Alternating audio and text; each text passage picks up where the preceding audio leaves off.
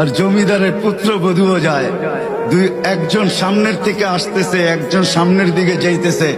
দুইজনের ক্রসিং এর সময় ভিক্ষুকের গায়ের কাদা জমিদারের পুত্রবধূর গায়ে লেগে গেছে। সে দুনিয়া আন্ধার করে ফেলছে, স্বামীকে ডাইকা নিয়ে আসছে, বলছে ভিক্ষুক আমার কাপড় নষ্ট করে দিছে। সে শুধু ভিক্ষুক ছিল না, বৃদ্ধ ছিল। বৃদ্ধ ছিল না শুধু, জীর্ণ ছিল, শীর্ণ ছিল।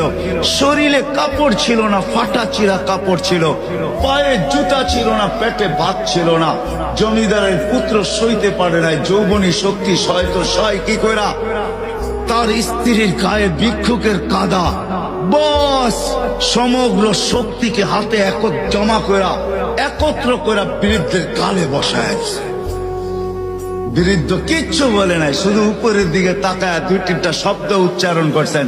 শব্দগুলা হলো ইয়া মাল্লা তারা হলো ওয়ুন, ও আল্লাহ চোখে দেখা যায় না। ও তারা কুল্লা শাই, তুই সব দেখিস। ফারা তারা মা বি, তুই কি দেখিস না আমার সাথে কি ঘটতেছে? এটা কি দেখিস না? বলতে দেরি যুবক, মরতে দেরি হয় নাই। জমিদার চলে আসছে, প্রতিশোধ নিবে। বৃদ্ধের একদিকে মুস্কি হাসি, একদিকে বলতেছে প্রেমের খেলা এমনই হয়। জিজ্ঞাসা করছে কিসের প্রেমের খেলা রে? বলছে ওর প্রেমিকার গায়ে আমার কাদা লাগছে, পায়ের কাদা লাগছে, ও সইতে পারে নাই।